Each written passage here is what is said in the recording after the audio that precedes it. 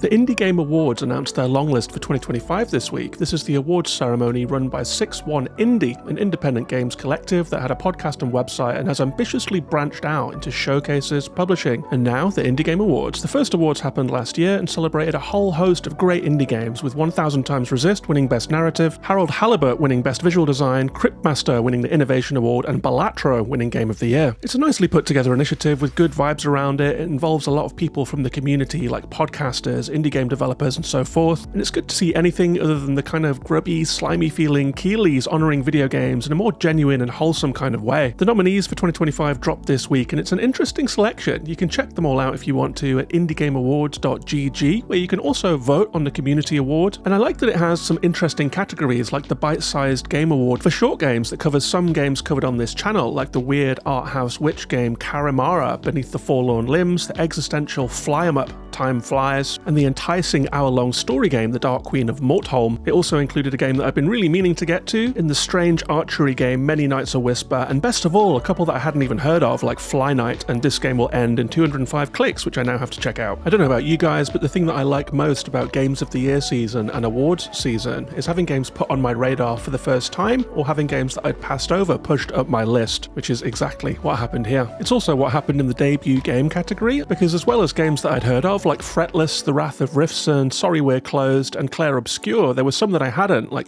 Ela, A Frosty Glide, and Tyrant's Realm, which I've literally never heard of before. And as someone who is very, very attuned to the indie game scene, that's kind of a rarity actually. And it's something that went on throughout most of the categories. The emotional impact category had games that I'd heard of, like Afterlove EP, and Roger, Henry Halfhead, and Wonderstop, and games that I hadn't, like Wednesdays and Don't Get Your Hopes Up. The gameplay category had 10 nominees, including Absolume, Ball Pit, Pipistrello and the Cursed Yo-Yo, Dawnfolk, and some of the big ones like Hades 2 and Hollow Knight Silksong. And a lot of these games also featured in the Game of the Year category, which included Absolume and Roger, Blueprint, Citizen Sleeper 2, and many of the other games that I've mentioned. It's great that there are also categories for women-led games and games from Southeast Asia and Australia and different parts of the world, games that might be passed over in the hustle and bustle of awards season otherwise. So I'll be going through the list in more detail at indiegameawards.gg and just passing them all out, seeing the things that I want to play, and it's a really, really great event in that sense.